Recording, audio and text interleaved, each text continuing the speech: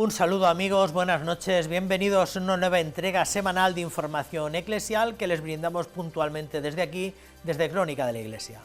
Dice el escritor Maurice Robert Franks que la lealtad ni se puede imprimir ni puede ser reproducida en un medio de comunicación porque su origen está en el corazón humano, el centro del respeto a uno mismo y de la propia dignidad.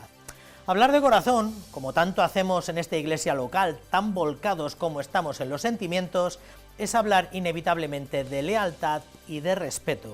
Nosotros aquí seleccionamos todo este elenco de informaciones con todo el respeto. Les invitamos a que permanezcan con nosotros a lo largo de la próxima hora para que sepan lo que ha dado de sí nuestra vida eclesial. Comenzamos.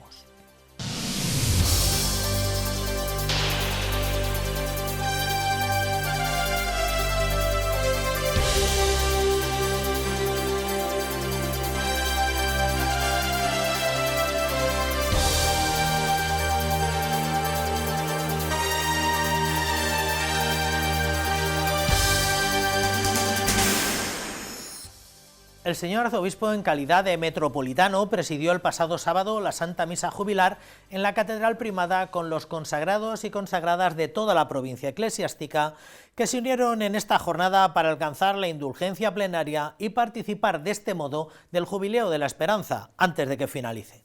Don Francisco les recordó que la vida entregada y la vocación de los consagrados les lanza al servicio, la evangelización y el amor a los más pobres. La jornada jubilar de convivencia y fraternidad terminó con una visita a algunos monasterios de la ciudad. Más de 200 consagrados de la provincia eclesiástica de Toledo se daban cita este sábado en nuestra ciudad para ganar el jubileo. El acto organizado por la Confer contó con la presencia del señor arzobispo de Toledo y el obispo auxiliar, el obispo de Albacete, el de Ciudad Real y el de Sigüenza y Guadalajara. El prelado toledano recordó la necesidad de volver al amor primero. No podemos perder en la vida consagrada ese amor primero, que yo creo que está, para no perder ese amor primero, en la encíclica del Papa también Francisco Dilesis nos amó primero, que es clave en nuestra vida consagrada. Él salió a nuestro encuentro, nos sedujo con su mirada, con su corazón. Los vicarios y delegados de vida consagrada de la provincia eclesiástica de Toledo acompañaron a los consagrados en este encuentro, donde a la 1 del mediodía el señor arzobispo de Toledo presidió la Santa Misa en el trascoro de la Catedral Primada. El prelado toledano aseguró que la riqueza de carismas de la vida consagrada les lleva a estar presentes en medio del mundo. Llegáis muchas veces donde realmente solo vuestra vida, vuestra vocación llega. Atravesáis inmensos desiertos, inmensas selvas, inmensos lugares difíciles, pero vais llevando con vuestra vida de entrega y de amor ese profundo amor al corazón de Cristo que se hace verdaderamente vida y que lo hacéis de una manera tan entregada.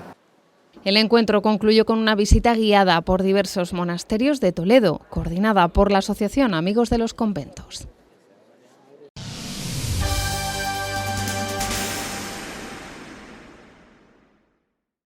Mientras tanto, el Santuario de los Sagrados Corazones cobijaba la 43ª Jornada Diocesana de Apostolado de la Oración. Cerca de 600 fieles de unas 50 parroquias se sumaron a esta convocatoria que se ordenó fiel a su estilo con una ponencia, exposición del Santísimo, la Santa Misa y la procesión con estación penitencial en el Templo Primado, momento en el que se unió al programa el señor arzobispo. Durante el resto de la jornada fueron acogidos por el seminario, donde celebraron la acostumbrada tarde devocional. Miembros del Apostolado de la Oración de 53 parroquias de la Archidiócesis de Toledo han participado este fin de semana en la 43ª Jornada Diocesana del Apostolado de la Oración, que comenzó en el Santuario Diocesano de los Sagrados Corazones. A las 11 de la mañana, este sábado, era la meditación sobre el lema escogido para esta ocasión: tu corazón, refugio, descanso y esperanza. Que en Él lo tenemos todo y todos tenemos experiencia en nuestras vidas, ¿verdad? Podríamos contar muchas cosas de lo bueno que ha sido y sigue siendo el corazón del Señor en nuestras vidas. Tras la meditación, la exposición del Santísimo y a las 12 comenzó la Santa Misa que presidió el rector del Santuario Diocesano. El misterio que nos convoca es el misterio de nuestra pertenencia a Cristo. Y fijaros lo que hemos escuchado como ese grito de victoria de Cristo: nadie las arrebatará de mi mano. ¿De qué vive el cristiano? De esa confianza cierta: nadie me arrebatará de Cristo. En procesión llegaron los miembros del Apostolado de la Oración desde el Santuario Diocesano a la Catedral Primada, donde el señor arzobispo de Toledo presidió la estación jubilar. La comida fue en el Seminario Mayor, donde finalizó la jornada con el acto eucarístico que presidió el rector, don Álvaro García Paniagua.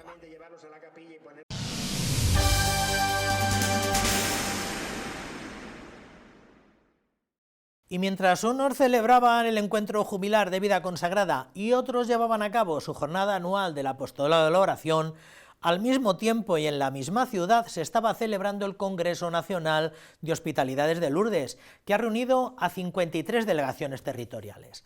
El acto litúrgico más característico de este encuentro hospitalario fue la procesión con antorchas por las calles aledañas de la catedral, donde posteriormente tuvieron oportunidad de participar en una Eucaristía en rito hispano-mozárabe que presidió el señor arzobispo. 53 hospitalidades de toda España se han dado cita este fin de semana en Toledo para participar del Congreso Nacional de Hospitalidades de Lourdes. A primera hora de la mañana del sábado, el doctor Fernando Viejo intervenía para hablar sobre el acompañamiento espiritual y humano al enfermo. Decía Marañón, esto creo que sí lo dijo él, que la silla era el instrumento clínico más importante que se había inventado en su época y probablemente ahora. Ahora está muy distorsionado por este otro. Los médicos pasamos mucho tiempo delante de los ordenadores, que vienen muy bien para muchos, por recabar bibliografía, evidentemente, y para tener conocimiento de cosas y para volcar los datos, pero no podemos olvidarnos que en las sillas donde escuchamos a los enfermos, sus problemas y lo que les aqueja. Son imágenes de la procesión de antorchas que el pasado sábado por la tarde bordeaba la Catedral Primada, donde miembros de todas las hospitalidades con sus uniformes participaron en este acto que continuó con la celebración de la Santa Misa en rito hispano-mozárabe que presidió el señor arzobispo de Toledo. El prelado toledano reconoció su devoción a la Virgen de Lourdes y animó a todos a no olvidar sus raíces. Estas raíces que nos hablan de la profunda teología que ya existía, porque no olvidéis que la liturgia es les credendi, lo que creemos es lo que celebramos. La Iglesia, si una cosa no la ha celebrado, no la cree, porque solo creemos lo que hemos celebrado. Con la visita a las sinagogas del Tránsito y de Santa María la Blanca concluía el domingo este congreso, que ya ha anunciado que en 2026 pondrá su sede en Sevilla.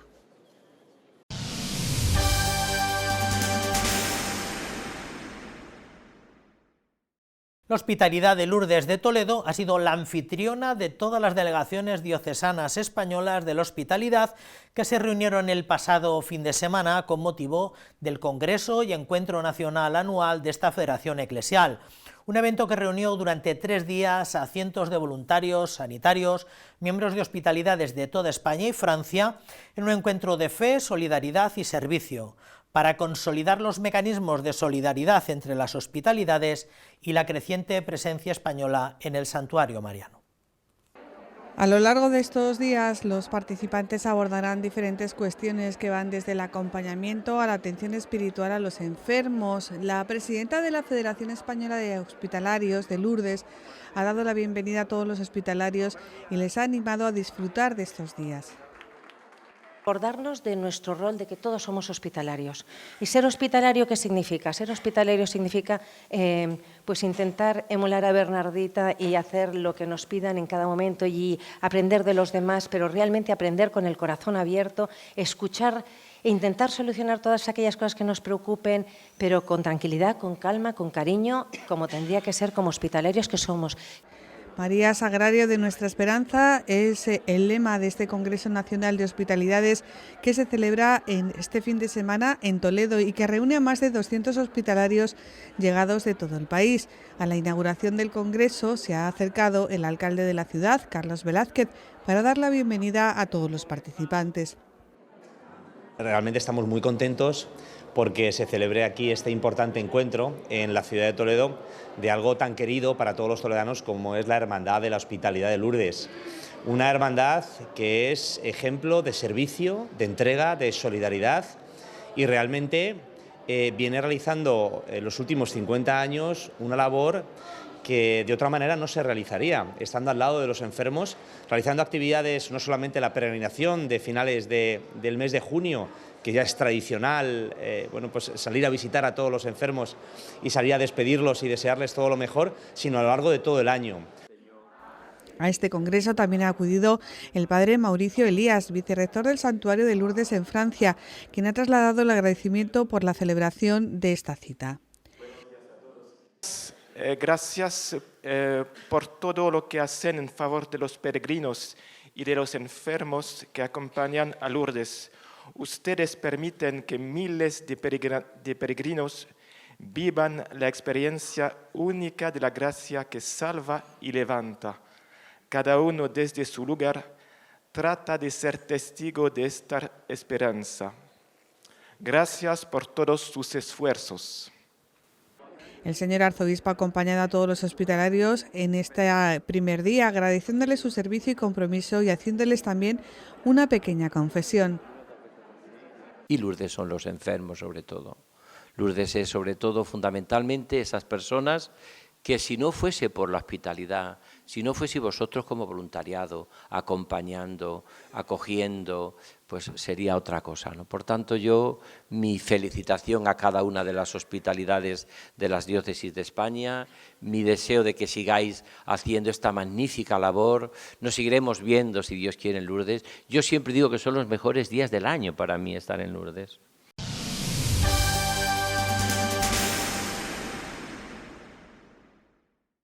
Afrontamos el mes de noviembre, que es lo mismo que afrontar el octavario de las ánimas, la novena de las ánimas. Es una época de una indudable riqueza celebrativa y litúrgica, y para hablar de estos días, cómo vivir estos días, aproximarnos del mejor modo a todos estos misterios, tenemos con nosotros, sería un exceso decir que es el experto en liturgia de cabecera, porque es nuestro delegado diocesano de liturgia y por tanto es nuestro liturgo de cabecera. Y no es otro que don Rubén Carrasco Rivera. Don Rubén, buenas noches. Muy buenas noches, José María. Muchísimas gracias por dedicarnos un rato y hablamos de los santos, solemnidad de los santos, conmemoración de los difuntos. ¿Desde cuándo celebramos, don Rubén, esta solemnidad de todos los santos? Bien, pues esta solemnidad de todos los santos tiene su raíz remota en el año 610, ¿no? En que el Papa dedica el Panteón, ¿no? Que estaba hasta ahora ese templo pagano dedicado a las divinidades, ¿no? Lo dedica a Santa María y a los mártires, ¿no? Ahí está el inicio, el germen, ¿no? Pero años más tarde, siglos más tarde, perdón, en el siglo IX, es cuando comienza en ese mismo templo a celebrarse esta fiesta, solemnidad de todos los santos. ¿Y cuándo se incorpora a la Iglesia Universal? Porque está hablando de la Iglesia de Roma, me imagino, el Panteón de Agripa y todo lo demás. ¿Cuándo se incorpora de pleno derecho? Sí, a partir del siglo IX, es cuando se extiende a toda la cristiandad, lógicamente, de modo progresivo, ¿no? A veces los sacerdotes, no sé si de una manera un poco simplista, cuando o en muchos catálogos de homilías o en muchas antologías de homilías para todos los santos, se suele argumentar que la solemnidad de todos los santos es un día para recordar a todos los que no tienen un hueco en el calendario. ¿Es simplemente la solemnidad de todos los santos una suerte de cajón desastre?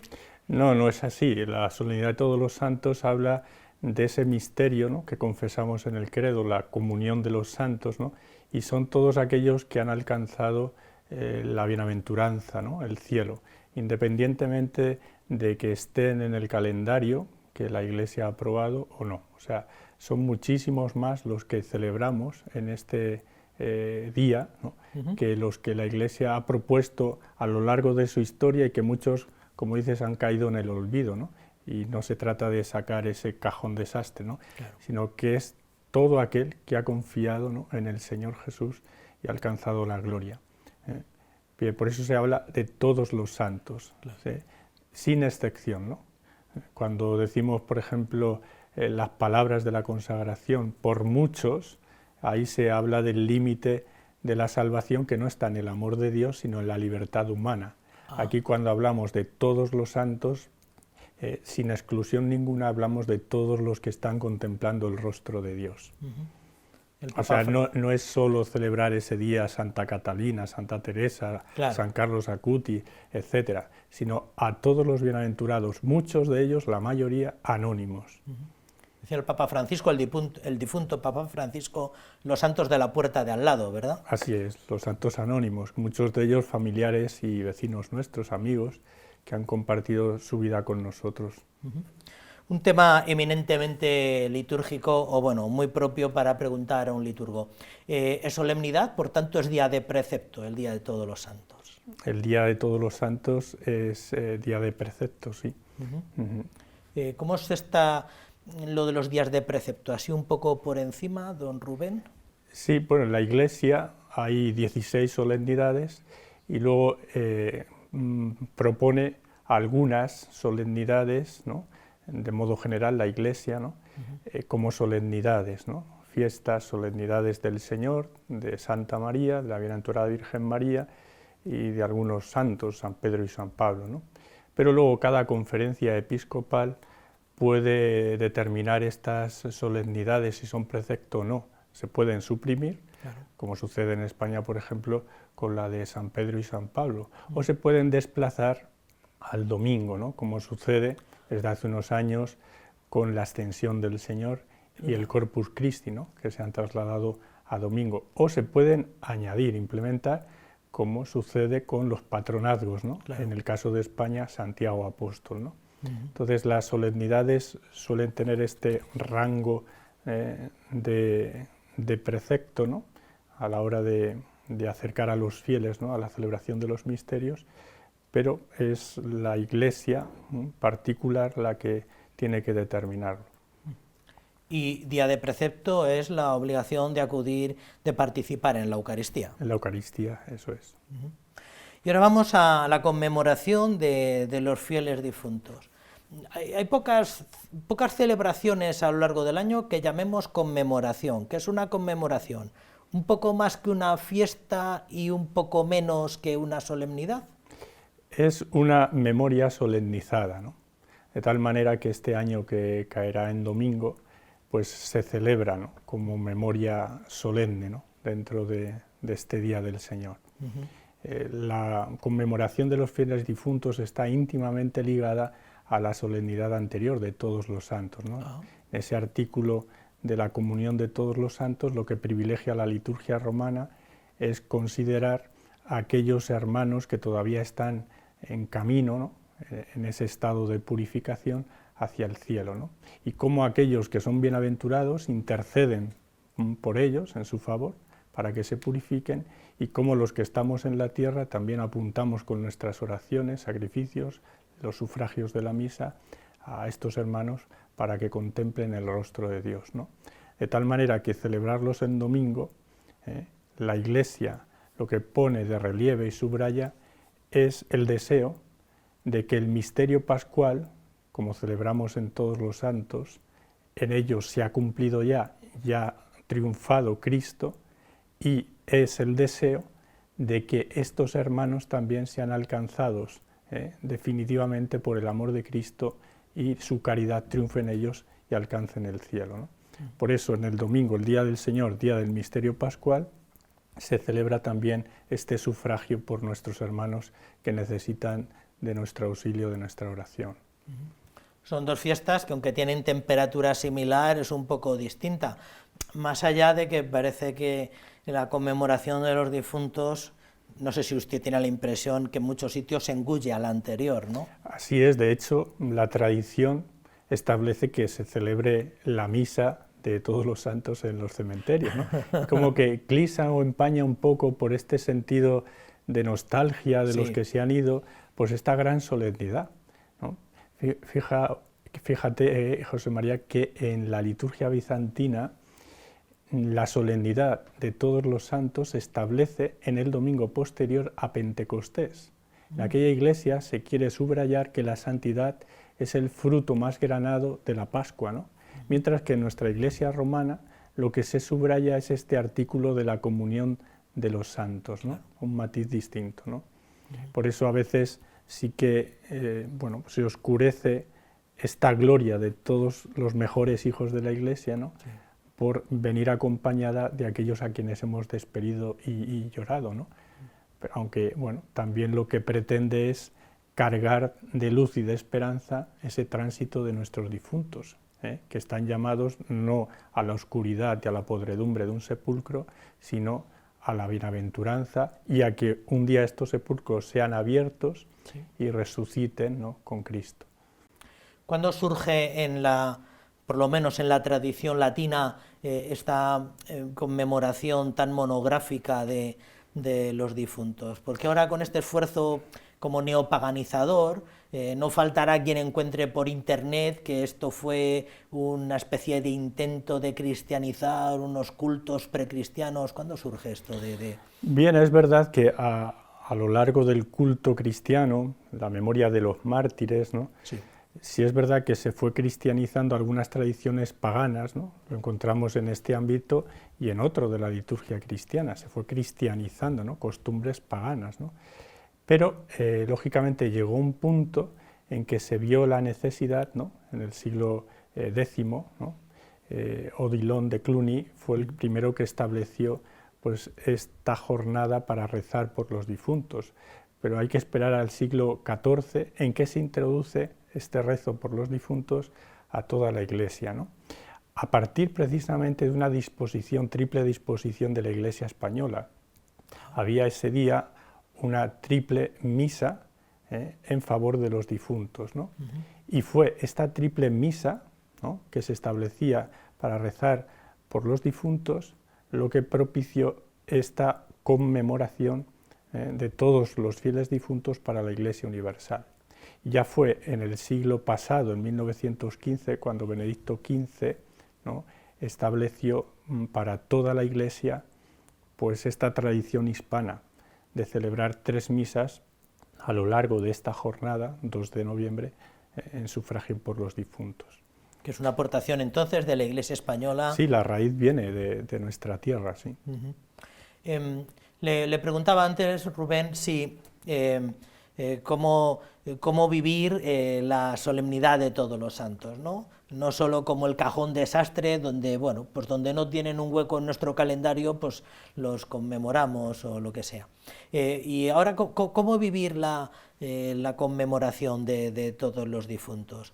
Es solo una reflexión sobre la brevedad de la vida, ¿no? Como pretendía a lo mejor la iconografía clásica, una calavera, 2 tibias, donde me ves te verás, es simplemente una reflexión sobre la brevedad de la vida, la conmemoración de los difuntos. No únicamente, ¿no? Esa es nuestra condición de caducidad, ¿no? Y sabemos que el Señor llamará, sino también es un ejercicio de la caridad, ¿no?, para con estos hermanos, como hemos dicho antes, que necesitan nuestra intercesión, y también, ¿por qué no?, es una llamada a avivar, ¿no?, nuestra fe, nuestra esperanza y potenciar nuestra caridad, o sea, una llamada a la santidad. Es decir, que, bueno, lo que has dicho, pues la muerte sí, nos va pisando los talones, ¿no? Pero no hay que verlo, la muerte no hay que verla como un momento dramático. Es verdad que tenemos experiencia de los que se han ido, y es un momento triste, ¿no? Los lloramos, ¿no? Ya vamos a poder hablar con ellos, pero en realidad la muerte, cuando la vivamos en primera persona, será el día más feliz de nuestra existencia, ¿no? Porque es verdaderamente ese parto, ¿no?, a la vida definitiva. Cuando cada uno de nosotros estábamos en el seno de nuestra madre, pues nos costó, ¿no?, dar ese salto, ¿no?, a esta vida terrena, ¿no?, porque estábamos muy bien, ¿no?, muy a gusto, teníamos todo resuelto, ¿no? Y ciertamente que el parto es un momento dramático para la madre y el niño, ¿no? Pero el momento de la muerte es dramático por la experiencia, ¿no?, que tenemos, los que permanecemos aquí, de despedir a los nuestros. Pero cuando lo vivamos y veamos a Dios cara a cara, todos nuestros sentidos internos, ¿no?, se colmarán de esa alegría que buscamos, ¿no?, con esa verdad, con ese bien, con esa justicia definitiva que muchas veces no hemos encontrado aquí en la tierra, donde hay mal, mentira e injusticia. Por tanto, es una llamada a la santidad y a no cansarnos nunca de hacer el bien, de defender y decir la verdad y de hacer justicia. No faltará quien encuentre en los medios de comunicación a lo largo de estos días, que se ponen también muy monográficos en torno a cementerios y costumbres muy castellanas, ¿no?, en torno a esto, el don Juan Tenorio y todo lo demás. Se utilizan muchos términos, se habla de culto a los muertos, veneración a los difuntos o devoción por los difuntos. ¿Cuál es el término más preciso o cuál de estos tres podemos desestimar? ¿Culto a los muertos, don Rubén? No, culto a los muertos no, porque damos un culto a Dios, el Dios vivo. Bueno, no es un culto a los muertos, es un culto. Cuando están canonizados se da un culto a los santos, aquellos que son modelos, ¿no?, e intercesores. Más bien sería la veneración, ¿no?, de los fieles difuntos, ¿no? Bien, porque han sido sus cuerpos que están en el cementerio, como lo decimos en la liturgia exequial, han sido templos del Espíritu Santo, ¿no?, y han sido atravesados por el amor divino. Por eso no son unos despojos, ¿no?, que echamos a la tierra, sino que son huesos, restos que han sido atravesados por Dios, ¿no?, y que esperan ser un día levantados a la voz de Cristo, ¿no? O sea, lo más propiamente cristiano es hablar de veneración por los difuntos y devoción más bien por las ánimas del purgatorio, ¿no?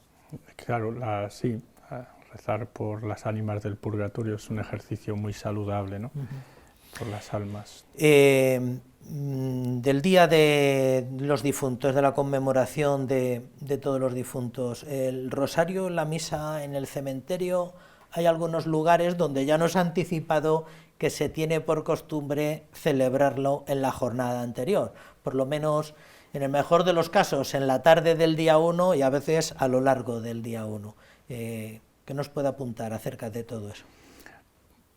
Es una costumbre muy saludable y buena, ¿no?, visitar a nuestros difuntos, ¿no?, y rezar por ellos, no solo en este día, sino a lo largo de todo el año, ¿no? A veces se nos olvida, ¿no?, llevamos muchas prisas, ¿no?, metidos cada uno en nuestras tareas, pero este día especialmente la Iglesia establece el don de la indulgencia, ¿no?, para aquellos que visiten los cementerios, oratorios donde descansan algunos difuntos y recen, ¿no?, por ellos, y también como se lucra una indulgencia, ¿no?, rezar por el Papa, sus intenciones, confesar y comulgar, que esas son las condiciones para recibir la indulgencia, ¿no?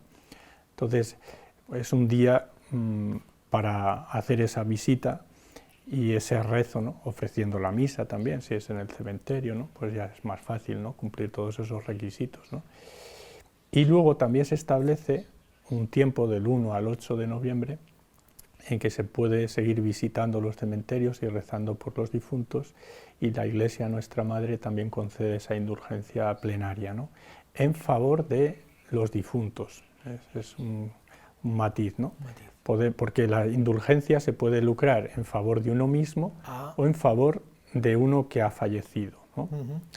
No en favor de uno que esté vivo, ¿no? Cada uno pues tiene que alcanzarlo para sí, pero sí que lo puede hacer por aquellos que ya no pueden merecer por sí mismos, que son los que están en el estado del purgatorio.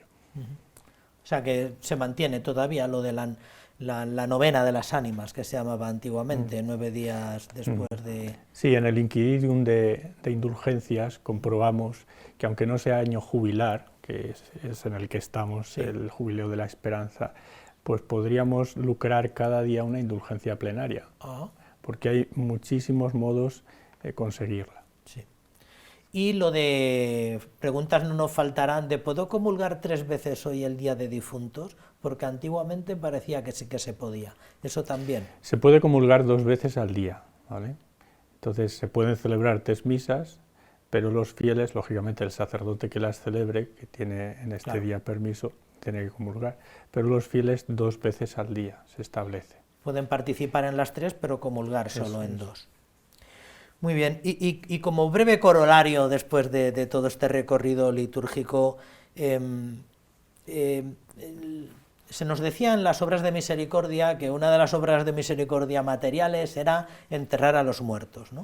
Y todos recordamos la expresión enterrar en sagrado, que una expresión clásica, que yo no sé, don Rubén, si todavía tiene alguna validez, porque prácticamente casi la totalidad, con honrosas excepciones, de los cementerios ahora mismo son terreno civil o son de alguna manera instalaciones civiles. ¿Se sigue utilizando la expresión enterrar en sagrado, don Rubén? ¿Por qué no? Muchos de estos cementerios, aunque sean civiles, es más fácil en pueblos, ¿no? Que siempre las autoridades piden al sacerdote que lo bendiga, ¿no? Sí. Pero bueno, puede haber otros lugares en que no haya, ¿no?, esta sensibilidad y no se haga. Aún así, los fieles cristianos, enterrando a sus seres queridos en un cementerio civil, pueden pedir, ¿no?, a un sacerdote que bendiga el sepulcro. Es la última de las estaciones en la liturgia exequial, ¿no? Bendecir esa sepultura, invocando precisamente la resurrección de Cristo. Al igual que el Señor salió al tercer día del sepulcro, esperamos que nuestro hermano sea levantado en la resurrección del último día, ¿no? Y aquí duerme. Eso significa cementerio, dormitorio, ¿no? Dormitorio. Hasta que el Señor despierte, ¿no?, a nuestros seres queridos. Por tanto, sí que se puede bendecir la sepultura, aunque un cementerio no esté bendecido, ¿no?, en su integridad, pero sí que libremente cada familia puede solicitarlo, ¿no? Es verdad que ya los sacerdotes, en algunos sitios sí, parroquias, ¿no?, de pueblo es más fácil. No solemos ir ya al cementerio, ¿no? Quizá vamos cuando tenemos un vínculo más estrecho, es familia o amigos, ¿no?, conocidos, y sí que se hace esa bendición si es la sepultura nueva, ¿no? Bien, pero lógicamente es un lugar, ¿no?, y un espacio, una tierra sagrada, ¿no?, porque espera precisamente ese levantamiento final. Como liturgo, como experto en liturgia, aunque a veces uno tiene la impresión que esto es un tema más propio del derecho, pero ¿cómo ilumina la liturgia el valor que tiene todavía para los cristianos la sepultura, el cuerpo, como dice la liturgia, estos restos ahora sin vida de nuestros hermanos? La preferencia por el enterramiento sobre la incineración, ¿cómo la ilumina la liturgia? Bien, hoy día pues se permite, ¿no?, la incineración, ¿no?, a no ser que vaya en contra del artículo de fe, ¿no?, de la resurrección de la carne, ¿no?, que decimos en el credo, confesamos en el credo. Hace unos años el Papa Francisco escribió una instrucción, Ad Resurgendum con Cristo, ¿no?, y ahí expresaba precisamente todos estos matices, ¿no? Es legítima la incineración, siempre y cuando no se oponga a la resurrección, y luego establece también pues unos criterios muy concretos, ¿no? Es decir, esas cenizas tienen que descansar en un cementerio, en un lugar sagrado, habilitado, sea un columbario, ¿no?, que a veces en los templos se ofrece esta posibilidad, ¿no? Pero hay que dejar reposar los restos, ¿no?, de esas cenizas en un lugar adecuado, ¿no? No podemos tenerlo en casa, ¿no? Y esa costumbre también un poco nostálgica de esparcirlo por... Eso es, y de esparcirlo por parajes que en vida del difunto pues le gustaba, ¿no?, el mar o esa pradera, etcétera, ¿no? No, hay que dejarlo descansar, ¿no? Y que un día el Señor levante esas cenizas también, ¿no? Las volverá a levantar, todas aquellas que han sido desperdigadas, ¿no? Sí. La potencia divina lo puede todo, ¿no? Pero hay que procurar que descansen en la paz del Señor, ¿no? No recuerdo con precisión si el ritual de exequias tiene algún formulario propio para las exequias con urna de cenizas. Sí, esta última edición ya prevé, ¿no?, esta modalidad, ¿no? Y bueno, pues se puede realizar ese rito. Porque la anterior no la tenía prevista. No, había que improvisar. Había que irlo sobre la marcha. Eso es, modificar, ir modificando, ¿no?, los términos. Pero ya sí que hay un capítulo en el que se habla de esta posibilidad. Muy bien, don Rubén, pues solamente nos queda, antes de acabar y despedirle, felicitarle por algo que yo no sé si hemos puesto todo lo en valor, que diría un moderno que merece, que ha sido la reciente reedición y renovación, reedición renovada de los rituales diocesanos, ¿no? ¿Cuándo se hicieron públicos? A finales de verano, me parece. Sí, fue ya al final de verano, no, al final de curso. Al final de curso. A inicios de julio apareció, sí. Bueno, ojalá queden obsoletos pronto, ¿no? Y ese es pues el síntoma de que nuestra Iglesia está viva y que sigue habiendo ejemplos, hombres y mujeres, que han sido alcanzados por Cristo, ¿no? Ya sé, han sido el trabajo de bastante tiempo, ¿no? De 4 años. De sí. 4 años. Porque en Roma, en el dicasterio, hay mucho trabajo y va lento allí todo lo que es la revisión.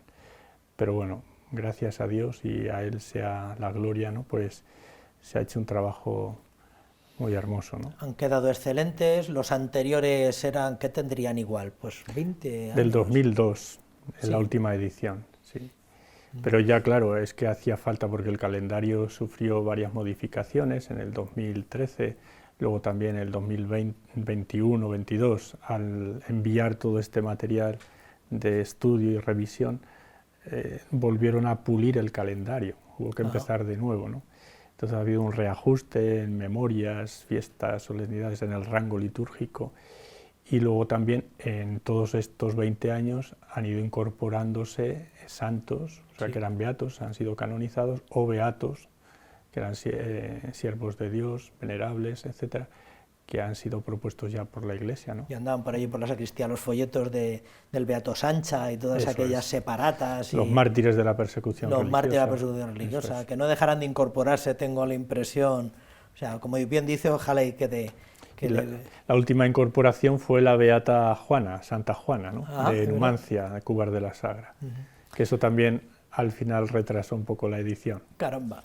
Bueno, don Rubén, pues ojalá y podamos hablar otro día largo y tendido de todo lo que hay detrás de esta bella edición. Muchísimas gracias en cualquier caso. Muchísimas gracias a vosotros.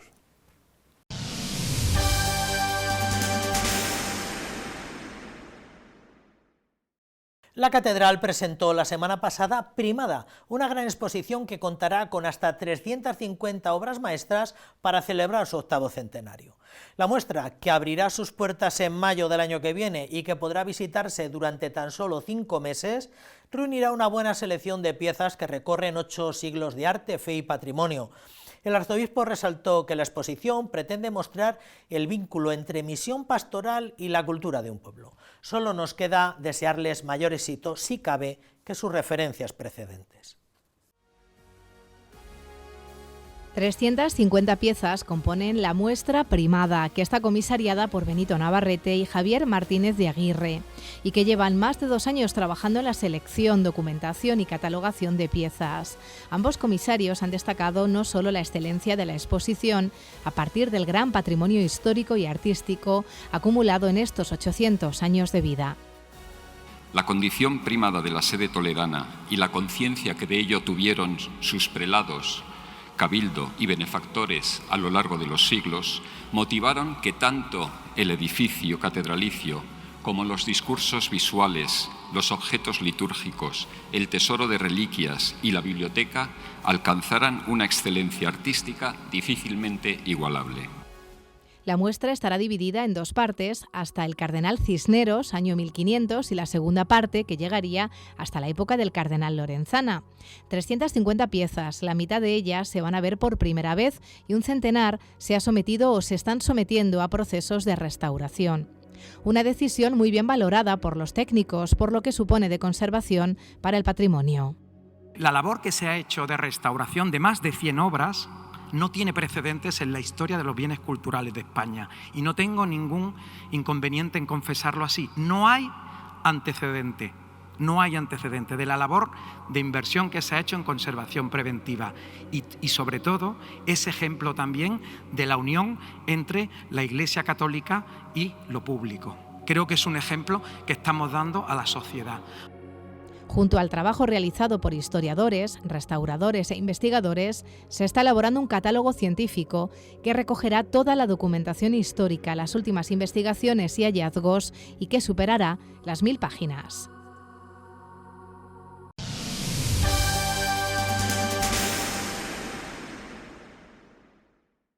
La exposición, tal y como se dijo, con pocos precedentes en la historia de España, se enmarca en un amplio programa de actividades con motivo del 8º centenario del templo, que incluirá conciertos, publicaciones, congresos y acciones divulgativas destinadas a acercar la historia y la espiritualidad del templo al público nacional e internacional.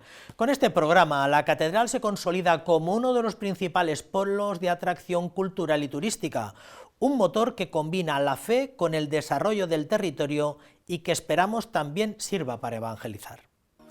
La Dives Toletana acogerá la muestra Primada entre el 25 de mayo al 14 de octubre del próximo año. Se trata de una de las propuestas más destacadas de los actos incluidos en la programación del 8º centenario de la Catedral de Toledo.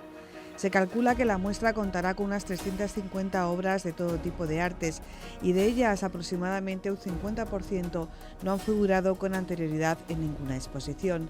La muestra se presenta con las más altas expectativas y no defraudará. Yo creo que lo que se ha escuchado ya y lo que se percibe es que va a tener una impresionante calidad. El hecho de que la mitad de las obras no hayan estado nunca en otra exposición. El que además se pueda acompañar, para mí esto es casi tan relevante como todo lo demás, de más de 100 piezas que se van a restaurar, que se van a limpiar, que se van a tratar, en lo que se decía la mayor inversión o la mayor operación concentrada de restauración en tan poco tiempo, es simple y llanamente para que estemos contentos.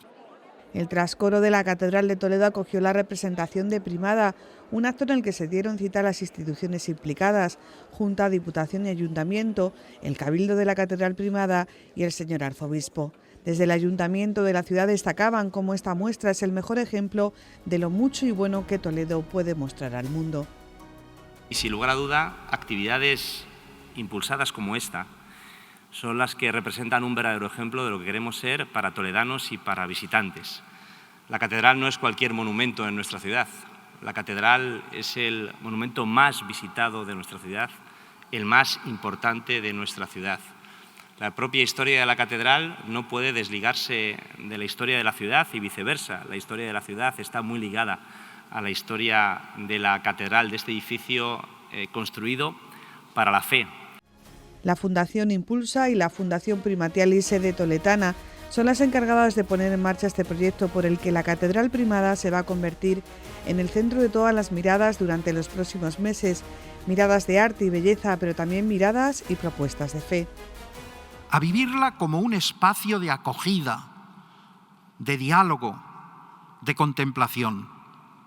Y nos anima a que todo lo que aquí celebremos, exposiciones, conciertos, publicaciones, actos litúrgicos, tenga siempre un mismo sentido: glorificar a Dios y servir a las personas, custodiando con gratitud el legado recibido y prolongando su luz hasta las generaciones futuras.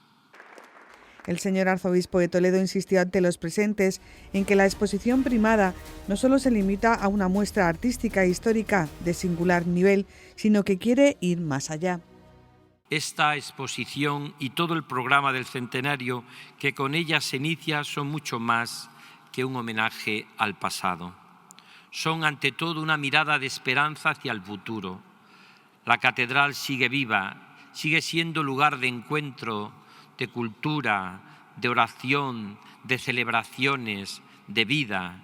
Y este centenario es una oportunidad providencial para renovar nuestro compromiso con su cuidado, su difusión y su misión evangelizadora y misionera. Así será Primada la perfecta representación de los 800 años de vida de la catedral, alma de Toledo y corazón de la Iglesia.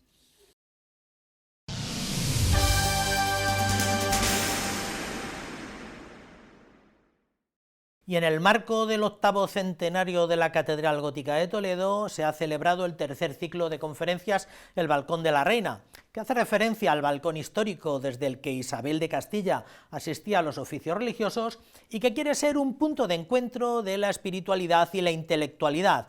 Esta tercera entrega ha propuesto 4 tardes en las que se ha podido disfrutar de diversos expertos para abordar diversas perspectivas culturales en torno al templo primado. El broche de oro fue la presentación de un nuevo volumen del profesor Vizuete sobre el tesoro del archivo capitular. Gracias a ti. 4 tardes cargadas de historia, sabiduría y conocimiento, teniendo a la Catedral Primada como protagonista. Así ha sido la tercera edición del ciclo de conferencias El Balcón de la Reina, que se cerraba con la presentación del libro del profesor José Carlos Vizuete, que recoge la correspondencia entre el cardenal Cisneros y el Cabildo Primado. El deán del Templo Primado expresó su satisfacción por esta presentación que recoge a uno de los grandes cardenales de la historia de España. La presentación de un libro que para mí es muy interesante, porque Cisneros siempre ha sido, mi debilidad desde hace mucho tiempo. Entonces, pues el que hayas fijado y te hayas fijado en esas cartas de Cisneros, pues me parece interesante. El libro, publicado por la Real Academia de Bellas Artes y Ciencias Históricas de Toledo, cuyo director también asistió al acto junto a un buen grupo de académicos, es fruto de la investigación del profesor Carlos Vizuete, doctor en Historia y especialista en Historia de la Iglesia. A su labor investigadora y académica se une su faceta de divulgador, cuestión que fue valorada expresamente por la también doctora en Historia, María José Lop, que es además la autora del prólogo. Esa es una labor divulgadora, que me parece crucial en la trayectoria de un profesor, como es nuestro caso, ¿no? No siempre se nos ofrece a los historiadores la oportunidad de divulgar nuestro conocimiento, de divulgar el trabajo que hacemos de una forma, comprensible para el gran público, y Carlos lleva muchos años haciéndolo, ¿no? Y a mí eso me parece de un valor extraordinario. Han sido muchos años de investigación y catalogación en el archivo capitular de la correspondencia que Cisneros dirigió al Cabildo Primado. El profesor Vizuete destacó en su presentación el concepto que los humanistas desarrollaron en torno a la literatura epistolar y el valor añadido que para el estudio de un personaje con tantos enfoques como Cisneros tiene el poder tener acceso a sus cartas. Las cartas, como decía Petrarca de Cicerón, nos ayudan a conocer mejor al hombre y a comprender mejor quién fue Fray Francisco Jiménez de Cisneros, arzobispo de Toledo y cardenal de Santa Balbina. La obra del profesor Vizuete constituye un valioso testimonio histórico que, además de ofrecer una abundante información sobre los acontecimientos narrados por el propio cardenal, nos invita a redescubrir la figura de este gran reformador toledano y su labor cultural y espiritual en la vida de la Iglesia y de la propia catedral. Así ha concluido esta tercera edición del Balcón de la Reina, un ciclo en el que también han intervenido los académicos Daniel Aragonés, Rosalina Aguado y Adolfo Domingo, y que se ha consolidado como una de las propuestas culturales más reconocidas en la ciudad de Toledo.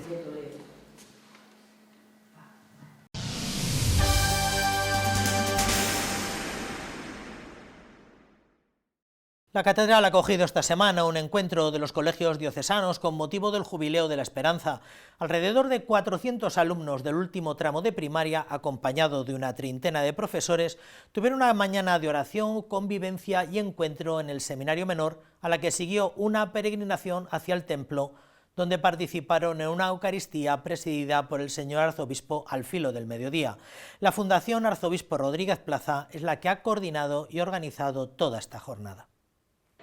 El próximo viernes será el Jubileo del Mundo Educativo en Roma y por ello en nuestra Archidiócesis de Toledo, desde la Fundación Arzobispo Rodríguez Plaza, han coordinado hoy este encuentro con los alumnos de sexto de primaria.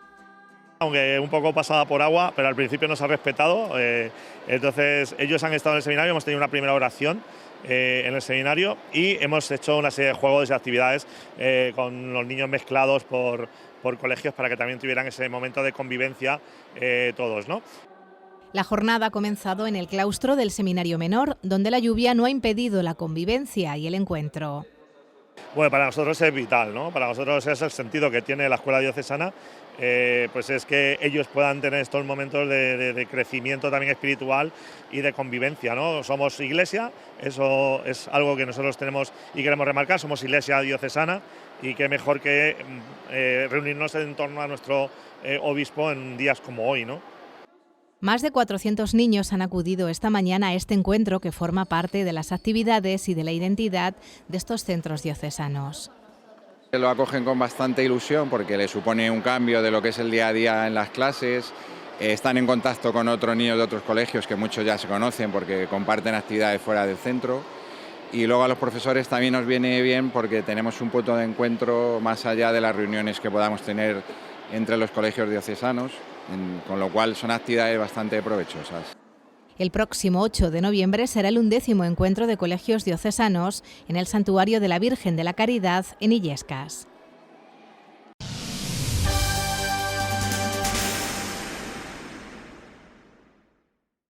Esta iniciativa, la de un jubileo de colegios de primaria, se enmarca en el lema del año jubilar, Peregrinos de Esperanza, con el objetivo de ofrecer a la comunidad educativa un espacio de vivencia cristiana y una oportunidad para resaltar los valores de fe, servicio y comunidad que guían la labor de la Fundación de Colegios Diocesanos. Así lo manifestó el señor arzobispo en su homilía. A pesar de la lluvia, los alumnos de los colegios diocesanos de la Archidiócesis de Toledo han peregrinado hoy desde el Seminario Menor hasta la Catedral Primada, donde han ganado el jubileo. Con sus profesores y sacerdotes han participado en la Santa Misa, que ha presidido el señor arzobispo de Toledo. Hemos escuchado la palabra de Dios y nos ha dicho Jesús que tenemos que ser como un niño. Muy bien. Si no os hacéis como un niño, como este niño que nace en Belén, se refiere también a Jesús, que vamos a celebrar en la Navidad. Si no os hacéis como niños, como este niño que nace en Belén, no entraréis en el reino de los cielos. En su homilía ha recordado a los escolares la importancia de seguir caminando juntos. No caminamos cada uno por nuestra cuenta, no vamos a nuestra bola cada uno, sino que caminamos juntos si queremos vivir en ese amor de Jesús. Hemos salido de nuestros lugares, hemos estado en el seminario, hemos caminado andando como el peregrino que va andando a Santiago de Compostela, a Guadalupe, a la Virgen de la Caridad de Illescas. Por último, les ha asegurado que ante un mundo que se desmorona con guerras y dificultades, nuestra esperanza está fundamentada en Jesucristo.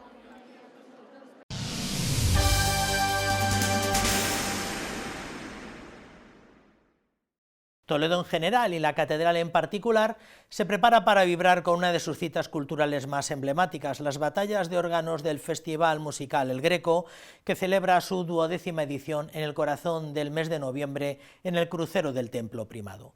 La propuesta es un singular diálogo musical entre organistas que interpretan e improvisan desde los 7 órganos históricos que posee la Catedral Primada, interpretando y recuperando obras e instrumentos del valioso patrimonio catedralicio.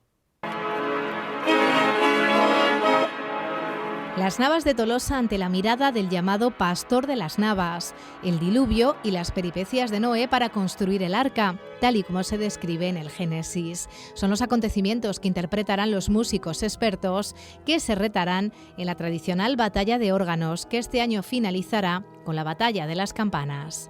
Entonces va a ser un momento de 3 conciertos que tenemos ahora en el mes de noviembre, muy disfrutón en el sentido musical, al cual invitamos primero a los que ya son tradicionales, que vienen a las batallas año tras año, que disfrutan muchísimo con este tipo de conciertos y viendo los órganos de la catedral, que son también muy impactantes, y a la gente nueva que quiera aparecer y venir de nuevo a aprovechar esta visita a Toledo. La Catedral de Toledo será escenario para este Festival de Música El Greco, que finaliza un ciclo tal y como lo conocemos tras 12 años de éxitos, para dejar paso a una nueva programación por el 8º centenario del Templo Primado. Este festival, este certamen de música del Greco, estas batallas de órganos, generan turismo de calidad, ese turismo que queremos generar y transformar en Toledo, ¿no? Ese turismo de calidad, que sigan viniendo visitantes y que vengan a disfrutar de lo mejor que tenemos.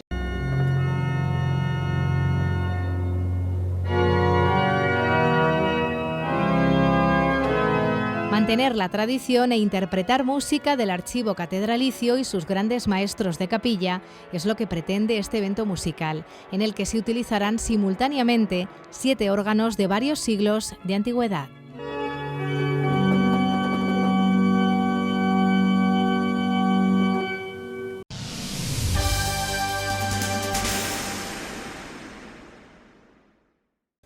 Hasta aquí esta crónica eclesial de estos últimos 7 días. Todo esto y mucho más pueden volver a verlo en nuestro canal de YouTube.